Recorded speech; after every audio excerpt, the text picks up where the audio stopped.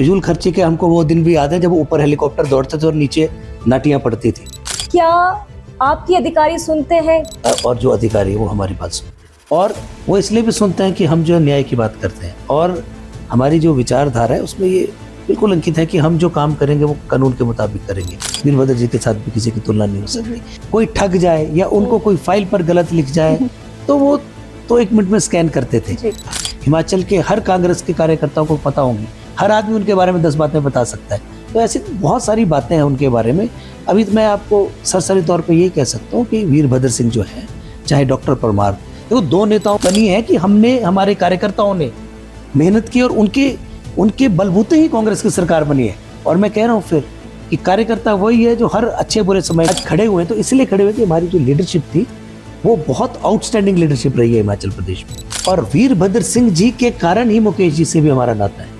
मुकेश अग्निहोत्री जी भी उसी school of thought से पढ़े हुए, और जब ये 2003 में राजनीति में इनका प्रवेश हुआ, उससे पहले भी ये जो है वीरभद्र सिंह जी के सलाहकारों में शुमार थे। हनी लॉज के साथ कैसे रिश्ते, आपके आना जाना होता है आपका?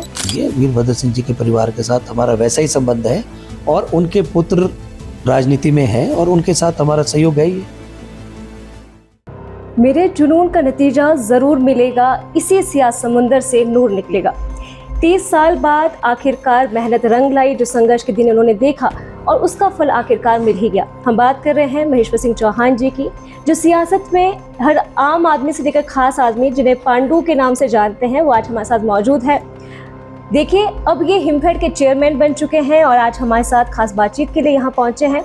सवाल करेंगे संगठन की, सवाल करेंगे सरकार से जुड़े कुछ एक मुद्दों की, और हिमफेड से जुड़े कुछ मुद्दे जो आपके पास महकमा है उस पर भी कुछ एक सवाल जरूर आपसे करेंगे। आपका बहुत बहुत स्वागत है सबसे पहले। धन्यवाद।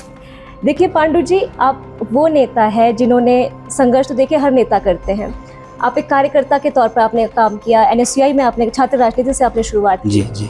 बीते दिनों एक बड़ा हम कह सकते हैं कि महत्वपूर्ण डिसीजन सुखू सरकार ने लिया, जो कैबिनेट रैंक दिए गए थे उसको जो है वापस ले लिया गया है, और कहीं ना कहीं अच्छा संदेश भी जनता में देने की कोशिश की है। लेकिन एक नैरेटिव अब भी जनता के बीच में है और कहीं ना कहीं विपक्ष भी इसको लेकर लगातार हमलावर है कि जो फिजूल खर्ची हो रही है। क्या आपकी इस पर राय है? देखिए, सरकार ने जो भी कैबिनेट के रैंक वापस लेने का फैसला लिया है, और जैसा आपने कहा कि फजूल खर्ची को रोकने की दिशा में ही ये कदम था, तो आज अगर कोई खर्चे कम करने की दिशा में सरकार ने कोई कदम बढ़ाया है, मुझे लगता है कि विपक्ष को उसका स्वागत ही करना चाहिए, और ये स्वागत योग्य ही फैसला है। और जहाँ तक विपक्ष की बातें हैं, फिजूल खर्ची के हमको वो दिन भी याद है जब ऊपर हेलीकॉप्टर दौड़ते थे और नीचे नाटियां पड़ती थी। पिछली सरकार में यही काम हुआ है, और सरकारी पैसों से जो है भारतीय जनता पार्टी के वर्करों को धामी खिलाई जाती थी। सरकारी पैसे का जो दुरुपयोग पिछली सरकार में हुआ है, आज तक किसी सरकार ने इतना दुरुपयोग नहीं किया होगा। तो फिजूल खर्ची की बातें वो लोग करें तो समझ नहीं आता। आप देखिए कि 68 हलकों में तो इन्होंने चुनावी रैलियां जो है सरकारी पैसों से कर दी, और आज आप फिजूल खर्ची की बात कर रहे हैं। और जहाँ तक आपने हमारी सरकार ने अगर कोई कदम उठाया है तो आप उसको क्यों नहीं स्वागत करते? सिर्फ विरोध के लिए विरोध करना तो कोई लोकतंत्र के अंदर कोई सही बात नहीं है। तो मैं समझता हूँ कि भारतीय जनता पार्टी सिर्फ विरोध इसलिए कर रही है कि उनको विरोध कर रहा है। अगर कोई सरकार ने अच्छा कदम उठाया तो उनको अप्रिशिएट करना चाहिए। और जैसा आपने कहा कि एक उस दिशा में हम बढ़ रहे हैं कि जहाँ पे खर्चों को कम करने की दिशा में माननीय मुख्यमंत्री जी ने फैसला लिया है। और आज मैं जो कैबिनेट के रैंक के जो जिनको दर्जा प्राप्त था, भवानी सिंह पठानिया जी का भी मैंने वक्तव्य सुना है, और उन्होंने कहा है कि विधायक दल की बैठक में भी ये चर्चा हुई है। अगर कांग्रेस पार्टी की सरकार ने और पार्टी के विधायक दल ने ये फैसला लिया है तो ये स्वागत योग्य ही है। जी देखिए पांडु जी, आपसे ये भी जानना चाहूँगी, आप तो पहले की बात अलग थी, पहले कार्यकर्ता के तौर पे काम करते, अब तो आपका महत्वपूर्ण महकमा है हिमफेड के, आप चेयरमैन हैं। देखिए, अधिकारियों की कार्यशैली पे हमेशा से सवाल उठते रहे हैं। मंडी का वो मुकेश अग्निहोत्री डिप्टी CM साहब ने जो कहा, उसके बाद एक एक करके नेता बोलते गए, और मंडी के जो DC है उनके खिलाफ तो मंत्री गोमा जी प्रिविलेज मोशन लेकर आए हैं। आपसे जानना चाहूँगी कि क्या आपके अधिकारी सुनते हैं? इस बात से आप कितने सहमत है कि अफसरशाही पे क्या सरकार वो नियंत्रण नहीं कर पा रही है? क्या अधिकारी हावी है? जहाँ तक हिमफेड की बात है, वहाँ पे हर कर्मचारी और जो अधिकारी है वो हमारी बात सुनते हैं, और वो इसलिए भी सुनते हैं कि हम जो न्याय की बात करते हैं, और हमारी जो विचारधारा है उसमें ये बिल्कुल अंकित है कि हम जो काम करेंगे वो कानून के मुताबिक करेंगे, और कोई मतलब नहीं है, कोई प्रश्न नहीं है कि वो हमारी बात ना माने। और आप भी सुनते हैं? बिल्कुल सुनते हैं, उनको सुनना पड़ेगा। और जहाँ तक हमारी जो संस्था है, ये ठीक है कि गवर्नमेंट का इसमें शेयर है और बड़ा शेयर जो सरकार का है, ये सहकारी समिति है, एक कोऑपरेटिव सोसाइटी के अंदर जो है इसकी रजिस्ट्रेशन है। सहकारी समिति जो किस तरह से चलते हैं, उनकी जो फंक्शनिंग है वो थोड़ी गवर्नमेंट से डिफर भी करती है। और हम लोग कई चीज़ें ऐसी हैं जो सरकारी क्षेत्र में नहीं होती और हम उन चीज़ों को करते हैं। जहाँ तक हिमफेड की बात है, अभी हमने जब से मुझे मौका मिला है, हमने कई सुधार के कार्य शुरू किए हैं और कई जो लंबित पड़े मामले थे बड़े टाइम से, उनको भी हमने निकाला है। तो वो तभी संभव हो पा रहा है कि जब अधिकारियों के और हमारे बीच में जो बॉडी हमारी है, जो हमारा बोर्ड ऑफ डायरेक्टरेट्स है, उसके बीच में समन्वय है। और हमने प्रयास किया है कि इलेक्टेड बॉडी और जो सरकार के नॉमिनीज हैं और जो अधिकारी और कर्मचारी हैं हमारे, वो एक समन्वय के साथ आगे बढ़ रहे हैं और सही जो हमको उसके जो है एक पॉजिटिव रिजल्ट भी आ रहे हैं सामने। क्या आप ऐसा कहना चाह रहे हैं कि ये महकमा टू महकमा डिपेंड करता है कि कुछ अधिकारी अच्छे हैं जो सुनते हैं, या फिर जैसे आपने कहा कि आपके सुन रहे, तो इसका मतलब ये कि कुछ डिपार्टमेंट में ऐसे अधिकारी होंगे जो हावी हो रहे हैं, ऐसा कुछ कहना चाह रहे हैं आप? मैं ये तो नहीं कह सकता, कैटेगराइज नहीं कर सकता किसी को, लेकिन ये है कि हर जगह पे हर तरह के लोग होते हैं। ये काम लेने वाले, देखिए, अधिकारियों से काम लेना है या कर्मचारियों से काम लेना है, ये इंस्टीट्यूशन के हेड को देखना है कि उनसे कैसे काम लेना है। और मैं समझता हूँ कि अगर आज मैं हिमफेड का अध्यक्ष हूँ तो मेरी जिम्मेवारी है कि मैंने किस तरह से अधिकारियों और कर्मचारियों से काम लेना है, और हम निरंतर प्रयास कर रहे हैं और जैसा हम कह रहे हैं अभी तक वो कर भी रहे हैं।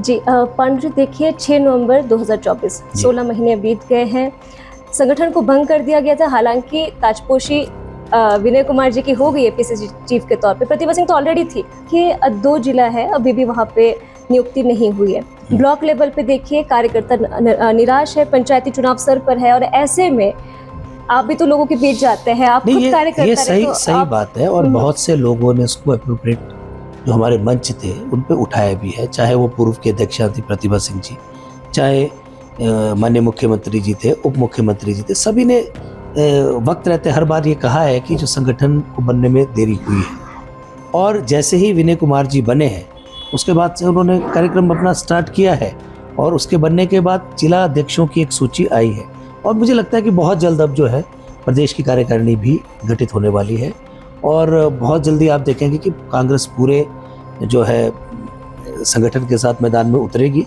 और भारतीय जनता पार्टी को तो ये बातें नहीं करनी चाहिए कि क्योंकि उनके वक्त में जो चीज़ें होती थी, आपको अगर आज देखेंगे कि जो चीज़ें भारतीय जनता पार्टी की सरकार में हुआ करती थी, आज वो फैसले बदले हैं, व्यवस्था परिवर्तन की बात हुई है। और जब बड़े बदलाव होते हैं तो बहुत लोगों को मिर्चें लगती हैं, बहुत लोगों को उसका जो है वो पचा नहीं पाते उसको कि कैसे परिवर्तन हो गया। तो बात इतनी सी है। अगर कोई आंकड़ों की बात होती तो देखिए, भारतीय जनता पार्टी की सरकार दिल्ली के अंदर है। आप ये बताइए कि बीजेपी ने इतनी बड़ी त्रासदी हुई, कब उन्होंने हिमाचल प्रदेश के लिए खड़े हुए? और अभी भी जब माननीय मुख्यमंत्री जी ने कहा कि हम जयराम ठाकुर जी तक के साथ में जाने को तैयार हैं कि वो आरडीजी के इशू पे हमारे साथ दिल्ली में जाए, केंद्र सरकार से बात करें, प्रधानमंत्री जी से बात करें, वित्त मंत्री जी से बात करें, तो भारतीय जनता पार्टी फिर क्यों मौन हो जाती है? तो इसलिए सिर्फ विरोध के लिए विरोध है। और ये इस तरह की बातें वो लोग उठाते हैं क्योंकि वो जो मुख्य मुद्दे हैं उनसे जो जनता का ध्यान भटकाना चाहते हैं। आज जो विकास का कार्यक्रम चल रहा है, इतनी बावजूद, इतनी कठिनाइयों के बावजूद अगर हिमाचल की सरकार आज परफॉर्म कर रही है, योजनाएं ला रही है, तो उसको वो दरकिनार कैसे कर सकते हैं? आप ठीक है कि अगर आपके पास आज भारत की सरकार ने फैसला कर दिया कि 17 राज्यों की आरडीजी बंद कर दी गई, तो क्या हम ये माने कि भारत सरकार अपने हाथ खड़े कर चुकी है? केंद्र और राज्यों के संबंध क्या है? अगर भारत सरकार 17 राज्यों की आरडीजी बंद कर रही है, दैट मीन्स कि भारत सरकार ने जो है उन राज्यों से अपना पल्ला झाड़ लिया है। आप बात केंद्र की सरकार भी करिए, अगर वित्तीय कुप्रबंधन है तो भारत की सरकार में हो रहा है। अगर आपने आरडीजी को, आप एक सब्जेक्ट है, मनरेगा के अंदर इतना बड़ा कट लग गया, अकेले हिमाचल को वार्षिक रूप में 600 से 700 करोड़ के घाटा जो है, जो कटौती है, वो मनरेगा के अंदर हो गई है। भारतीय जनता पार्टी मौन है, उल्टा उसको बढ़ाकर पेश करना चाह रही है। आप देखिएगा कि इस वर्ष की जो हमारी लास्ट ईयर की जो मनरेगा को जो भारत सरकार से पैसा आया था, ये देख लीजिएगा, और अगले वर्ष जो आएगा उसको देख लीजिएगा, तो साफ हिमाचल प्रदेश की जनता को भी हो जाएगा कि कितना बड़ा कट हिमाचल जैसे छोटे राज्य को भारत सरकार ने लगाया है। तो कहने का मतलब ये कि जहां कांग्रेस की सरकारें हैं उनको सिर्फ और सिर्फ भाजपा ने अस्थिर करने का प्रयास किया है और फाइनेंशियल तौर पर उनको कमजोर करने का प्रयास लगातार जारी है। अब पांडे देखिए, मंजा हुआ नेता वही होता है जो बात को घुमा जाए। आपने बहुत अच्छे से बात को घुमाया। मैं संगठन की बात कर रही थी। देखिए, आपकी बात से मैं सहमत हूँ कि आरडीजी हिमाचल का हक था, वो हर एक हिमाचली के पर्सनली पिंच हुई होगी ये बात। लेकिन मैं आपसे ये जानना चाह रही थी, देखिए रजनी पाटिल यहाँ पे आई, कितनी बार वो आ चुके हैं, आते रहते हैं। मैं आपको रजनी जी की बात से बता दूं, हिमाचल प्रदेश का हर नागरिक आज जो है उनकी प्रशंसा कर रहा है। हिमाचल प्रदेश के जितने मेंबर पार्लियामेंट है, आरडीजी पे किस पार्लियामेंट के सदस्य ने जो बात उठाई, हिमाचल के मुद्दे कौन सा हमारा सांसद उठा रहा है? आज भी अगर आप देखेंगे 2 दिन पहले रजनी पाटिल जी ने हिमाचल के इश्यूज को एड्रेस जो पार्लियामेंट के अंदर किया है, तो मैं तो उनको धन्यवाद देता हूं। और हिमाचल की जनता देख रही है कि रजनी पाटिल हमारे इश्यूज उठा रही है, लेकिन जो हिमाचल के एमपी है भारतीय जनता पार्टी के सारे चुने वो क्या कर रहे हैं? मैं तो कांग्रेस के मर्ज, संगठन के मर्ज की बात कर रही हूँ कि देखिए 16 महीने हो चुके हैं, पेज कहाँ अटका है? आखिर कांग्रेस का संगठन भी है, संगठन के अध्यक्ष मौजूद हैं, संगठन के जिला अध्यक्ष मौजूद हैं। सबसे बड़ी बात कि कांग्रेस के संगठन की सरकार हिमाचल प्रदेश के अंदर काम कर रही है। ऐसा थोड़ी है कि ये जो सरकार काम कर रही है उसका क्रेडिट क्या कांग्रेस पार्टी को नहीं जा रहा? जो आज हम अच्छी योजनाओं का क्रियान्वयन कर रहे हैं तो पूरा प्रदेश देख रहा है कि उसका कांग्रेस की तो सरकार है। ऐसा नहीं है कि कांग्रेस कोई काम नहीं कर रही, कांग्रेस पूरे प्रदेश के अंदर काम कर रही है और हर जगह पे हमारे जो है कार्यकर्ता काम कर रहे हैं और सरकार अपना काम कर रही है। तो ये आप बताइए कि भारतीय जनता पार्टी को इस बात से क्या है कि हमारा संगठन के जो है ब्लॉक नहीं बने या कुछ की बात ही नहीं कर रही हूँ। मेरे कहने का मतलब ये है कि कार्यकर्ता निराश है। आप इस चीज से सहमत है? क्योंकि देखिए, एक आपके पास पद नहीं है, समझ रहे हैं आप मेरी बात? अगर ब्लॉक लेवल पर अगर आपके पास कोई नेता नहीं है तो पार्टी के साथ खड़े रहते हैं, पार्टी की कदमों को आगे बढ़ाते हैं, वही कार्यकर्ता होता है। और अगर आज कांग्रेस की सरकार हिमाचल प्रदेश के अंदर है तो इसीलिए बनी है कि हमारे कार्यकर्ताओं ने मेहनत की और उनके बलबूते ही कांग्रेस की सरकार बनी है। और मैं कह रहा हूँ फिर कि कार्यकर्ता वही है जो हर अच्छे बुरे समय में पार्टी के साथ रहते हैं और संगठन का काम करते हैं। ये बहुत लोग हैं, लाखों कार्यकर्ता हिमाचल प्रदेश में है और हिमाचल ऐसी प्रदेश है जहाँ पे कांग्रेस बोली ही रही है हमेशा। अगर आप पिछले 30 साल को हटा दें तो उससे पहले कांग्रेस ने ही जो है यहाँ पर रूल किया है और कांग्रेस ने हिमाचल को बनाया है। अगर कांग्रेस नहीं होती तो हिमाचल नहीं होता, और अगर हमारी लीडरशिप नहीं होती, लीडरशिप, अगर तत्कालीन प्रधानमंत्री पंडित जवाहरलाल नेहरू नहीं होते तो शायद हिमाचल अस्तित्व में नहीं आता। इंदिरा गांधी ना होती तो हिमाचल प्रदेश को पूर्ण राज्य का दर्जा नहीं मिलता। और वीरभद्र सिंह, डॉक्टर परमार, अगर ऐसी शख्सियतें ना होती तो आज शायद जो हिमाचल का मौजूदा स्वरूप है, जो अस्तित्व है, वो नहीं होता। तो ये लोग तो हिमाचल की प्रगति में कहीं हिमाचल के हमसफर थे ही नहीं, इसलिए आज गाए बगाए बातें करते हैं, टिप्पणियां करते हैं विकास पर। अगर हिमाचल प्रदेश पिछले 50 वर्षों में यहाँ तक पहुँचा है तो क्या ये कांग्रेस की निरंतर सरकारें थी उनका श्रेय नहीं है? हम कहते हैं हर सरकार काम करना चाहती है, गवर्नमेंट कंटिन्यूटी पे है। भाजपा की सरकारें भी बीच में उन्होंने भी काम किया है, हम उनके कामों को नज़रअंदाज नहीं कर सकते। लेकिन ये भी सच्चाई है कि जब हिमाचल को बनने की बात आई तो भारतीय जनता पार्टी ने विरोध किया। जब हिमाचल बनना था तब इन लोगों ने विरोध किया। जब पूर्ण राज्य का दर्जा मिलना था तब ये कहाँ थे? आज हिमाचल पर इतनी बड़ी जब त्रासदी आई थी तब भारतीय जनता पार्टी कहाँ थी? तो हिमाचल को बनाने में और संवारने में इनका योगदान नहीं है। चलिए छोड़िए, ये एक ऐसा टॉपिक है जिसपे से मरहम लगा सकते हैं, स्थायी इलाज नहीं ढूंढ सकते। छोड़िए, फ्लैशबैक पे जाते हैं। आपने स्वर्गीय वीरभद्र सिंह जी के साथ काम किया है और अक्सर हमने सुना है कि जो आपका निक नेम है जी, वो उनके मतलब वो हमेशा कहते थे, प्रचलित उन्होंने कर दिया इसको। वो हमेशा कहते थे कि जो है 5 पांडव सतयुग में थे, ये 6ठे पांडव हैं, कलयुग के पांडव हैं। तो उन्होंने प्रचलित किया है इस नाम को और इस वजह से नहीं मैं उनका मुरीद हूँ।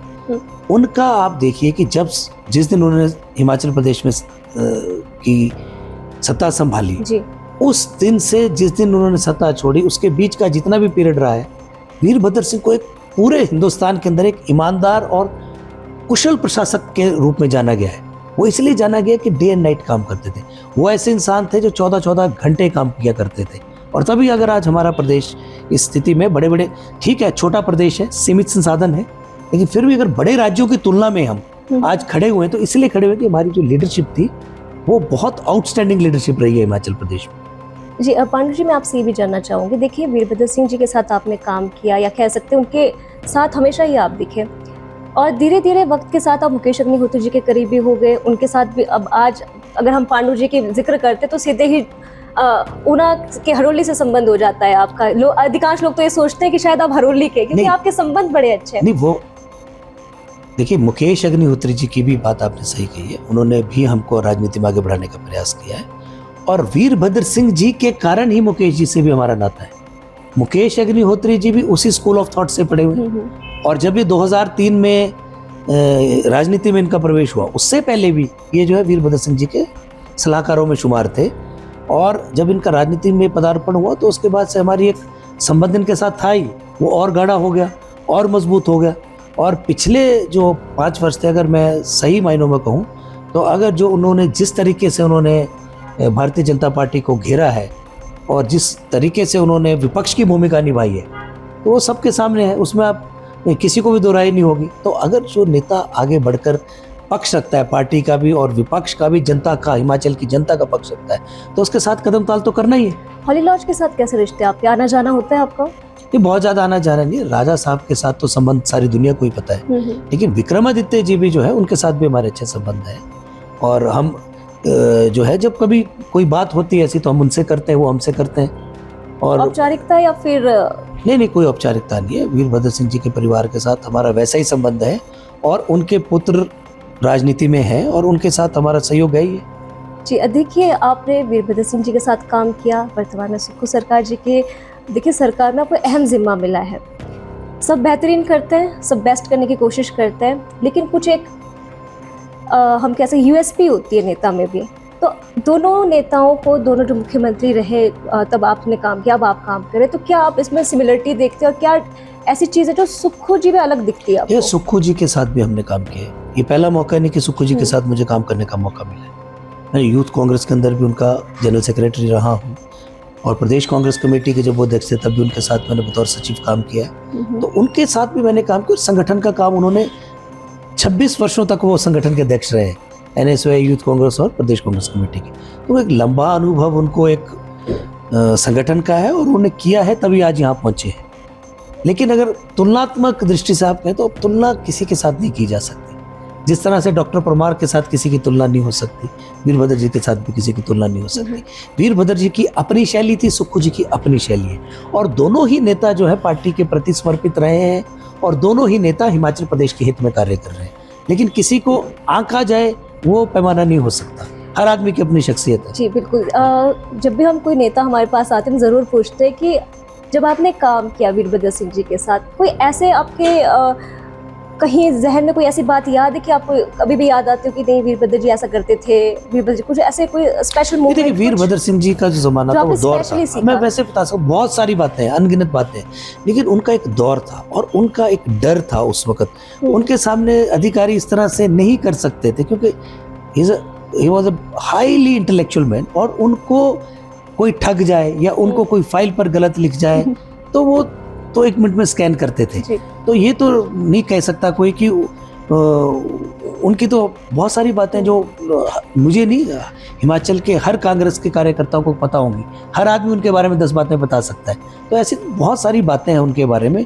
अभी मैं आपको सरसरी तौर पे यही कह सकता हूँ कि वीरभद्र सिंह जो है, चाहे डॉक्टर परमार, देखो 2 नेताओं को आप कभी नहीं भुला सकते। डॉक्टर परमार है जिन्होंने हिमाचल प्रदेश का निर्माण करा, हिमाचल निर्माता, और वीरभद्र सिंह जी है जिन्होंने उसको संवारने का काम किया। डॉक्टर परमार के सपनों का हिमाचल को आगे बढ़ाने का काम वीरभद्र सिंह जी ने किया, और आधुनिक हिमाचल के निर्माता इसलिए उनको कहा जाता है। और वीरभद्र सिंह जी, जब तक, मैं आपको कह सकता हूँ कि जब तक हिमाचल का अस्तित्व रहेगा, डॉक्टर परमार और वीरभद्र सिंह जी का भी नाम रहेगा। जी देखिए, आपको पहले तो बहुत शुभकामनाएं। एक और अनुराग शर्मा हमारे सांसद हो गए, पहले अनुराग ठाकुर जी थे, अनुराग शर्मा जी है। देखिए, कहीं ना कहीं विपक्षी लगातार आरोप लगा रही है कि खरीद फरोख्त का काम हुआ है, और यही वजह है कि अनुराग शर्मा को बिना किसी विरोध के लेकर आए, पैराशूट नेता उनको करार दे रहे हैं। स्पेशली पर्टिकुलर हम बात करें तो राजेंद्र राणा ने बीते दिनों मीडिया के सामने ये बात कही है। उस विपक्ष से मैं पूछना चाहता हूँ कि ये जो खरीद फरोख्त की बातें हो रही है, जरा थोड़ा सा फ्लैशबैक में जाइए, पिछले राज्यसभा चुनाव में भी जाइए और बताइए कि उस वक्त क्या खरीद फरोख्त हुई थी। और हिमाचल प्रदेश की जनता जानना चाहती है कि पिछला जब चुनाव हुआ था राज्यसभा का, जब 9 विधायक जो हैं इधर से उधर हो गए थे, उस वक्त कौन सी खरीद फरोख्त हुई है, उसका भी जरा हिमाचल की जनता को लेखा जोखा दे दीजिए। अगर आज कोई आम कार्यकर्ता बना है तो ये कांग्रेस पार्टी की सरकार थी, कांग्रेस की पार्टी ने तय किया, मुख्यमंत्री जी ने तय किया, और वो पार्टी के कार्यकर्ता रहे हैं जी। और सक्रिय कार्यकर्ता है। अभी भी वो जिला के अध्यक्ष है पार्टी के, आज की डेट में भी वो जिला के अध्यक्ष है। तो अगर कांग्रेस का कोई जिला अध्यक्ष सांसद बनता है तो उसमें किसको क्या आपत्ति होनी चाहिए। और जो विरोध कर रहे हैं वो पहले पिछली बार का अपना ब्यौरा दे दें कि इतने लोग जब इधर से उलट के उधर गए हैं उस वक्त कौन सी खरीद फरोख्त हुई। उस बात का भी जो है हिमाचल की जनता आज भी जानना चाहती है कि क्या हुआ है, कैसे इतना बड़ा फेरबदल हुआ। जी महेश्वर जी, देखिए आपसे एक सवाल हिमफेड का भी पूछना चाहूँगी कि पहले बागवान जो सेब बेचते थे वो एचपीएमसी और हिमफेड उसको खरीदती थी, लेकिन अब हिमफेड को ये मतलब वो खरीद नहीं पा रही है, रोक दिया गया, ऐसा क्यों? टेक्निकल क्या पिछली बार सरकार ने ये फैसला लिया था, मुझे हालांकि ये फैसला मेरे आने से पहले हो गया और मैंने हर मंच से भी इसको कहा है, माननीय मुख्यमंत्री जी को भी मैंने कहा है, और मैं अब माननीय जो बागवानी मंत्री हैं उनसे भी मैं इस बात को कहूँगा कि ये जो हिमफेड का जो सेब की प्रिक्योरमेंट बंद की है वो कोई सही फैसला नहीं हुआ, उससे कोई फायदा नहीं हो पाया और उल्टा जो है एक बड़ा अमाउंट खड़ा हो गया है जो कि अभी लोगों को देना है। और आज जहाँ तक आप प्रतिस्पर्धा की बात कहें तो हिमफेड का अभी भी अगर जो हमारा बागवानों के प्रति जो हमारा रिम्बर्समेंट थी, जो हम उनको वापस पैसे दिया करते थे, चाहे वो इन काइंड्स देते थे, चाहे हम उनको कैश देते थे, अभी भी हिमफेड ने जो है किसी भी बागवान 98% जो हमारी पेमेंट हम कर चुके हैं, 98% के लगभग हम पेमेंट्स कर चुके हैं। और आपके मंच से भी मैं कहना चाहता हूं कि अगर किसी के पास भी हिमफेड की पुरानी पर्ची है तो हम तुरंत उसको लौटाने के लिए जो है तैयार हैं। वो हमारे स्टोर्स में आए, इन काइंड लेना चाहते हैं वो हमारी खाद ले सकते हैं और जो हमारी और चीज़ें अदर आइटम्स है वो ले सकते हैं, और जिनको पैसे चाहिए वो पैसे ले सकते हैं। और मैंने आपको कहा कि लगभग 98% तक जो है हम भुगतान कर चुके हैं जनता का, बागवानों का 98% पैसा हम चुका चुके हैं। रेवेन्यू कितना है हिमफेड का? ये रेवेन्यू की बात नहीं, हमारा जो पहले जो 350-400 करोड़ की टर्नओवर थी वो तो कम हुई है, उसके बहुत से कारण हैं। ये भी एक कारण है, सेब भी एक कारण है कि प्रिक्योरमेंट वापस ले ली, और त्रासदी जो हुई थी वो भी एक कारण था, उससे लिक्विडिटी भी कम हुई, और जो हमारे फर्टिलाइजर जो बिकने थे वो उस तरह नहीं बिक पाए जैसे कि आम ईद में बिका करते थे। तो ये 3-4 कारण रहे हैं और हमने इसको वक्त रहते सुधारने का प्रयास कर दिया। जो हमको कदम लेने चाहिए थे वो हमने ले लिए हैं, और मुझे पूरी उम्मीद है कि इस बार जो MIS का काम भी हमको मिलेगा, और जिस तरह से पहले की तरह जो है दोबारा से जो है हमारी पटरी पे काम चलेगा और हिमफेड निरंतर आगे बढ़ेगा। क्या ये लॉस में चल रही है? ऐसे कुछ कई दिनों ऐसा तो कोई लॉस नहीं है। आपका एक फर्टिलाइजर विंग होता है, क्या वो लॉस में चल रही है? ये फर्टिलाइजर की जो सप्लाई है जो हम कर नहीं पा रहे, जितनी डिमांड है उतनी सप्लाई नहीं कर, उसके बहुत कारण है। उसका एक कारण ये भी था कि जो त्रासदी 2 वर्षों में रही है वो भी एक कारण था। दूसरा कारण मैंने आपको बताया कि MIS एप्पल की प्रिक्योरमेंट भी उसका कारण है। तीसरा कारण उसका ये भी है कि जो फर्टिलाइजर हमको उपलब्ध नहीं हो रहा है वो भारत सरकार जो है एलोकेशन नहीं कर रही है। जो एक एलोकेशन का काम है वो भारत सरकार करती है, NFL को भी वो करती है, IFFCO भी करती है। तो हमने जो बहुत बार मांग रखी है, फर्टिलाइजर मिनिस्टर माननीय जगत प्रकाश नड्डा जी हैं, और हम टाइम एंड अगेन उनसे डिमांड कर रहे हैं कि वो जो है हमारी एलोकेशन बढ़ाए, NFL को एलोकेट करें ताकि हम वक्त रहते लोगों को फर्टिलाइजर सप्लाई कर पाए। और माननीय उप मुख्यमंत्री जी भी जो कोऑपरेटिव मिनिस्टर भी हैं, उनके माध्यम से भी हमने नड्डा जी को पत्राचार किया है, मैंने डायरेक्टली भी उनको पत्र लिखे हैं, लेकिन अभी तक वो एलोकेशन हो नहीं पा रही। केंद्र की सरकार का जो मंत्रालय फर्टिलाइजर वो हमारी ज़रूरत के मुताबिक एलोकेशन हमको नहीं कर रहा है, तो इस वजह से थोड़ी कमी आ रही है फर्टिलाइजर। जी देखिए पांडु जी, आपसे आखिरी सवाल और बहुत ज़रूरी सवाल, क्योंकि जो आपसे जुड़े लोग हैं वो भी ये जानना चाहते हैं। जी। आपने सबके लिए कैंपेन किया, आप हर नेता के साथ बड़े से बड़े, और आप तो ये भी नहीं देखते कि दिन है रात है, हरोली कभी कहाँ कभी कहाँ। कभी ऐसा आपके जहन में आया कि क्यों ना मैं भी विधानसभा की दहलीज लांघ जाऊं? हसरत है चुनाव लड़ने? वो होगा जरूर एक दिन, हर कार्यकर्ता की हसरत होती है, और सबकी इच्छा है, हमारी भी इच्छा है, और होगा वो दिन भी आएगा। तैयार है आप? बिल्कुल। आपको अग्रिम शुभकामनाएं, और आप इतने बिजी शेड्यूल से आपने अपना टाइम निकाला, आपका बहुत बहुत धन्यवाद। धन्यवाद, थैंक यू।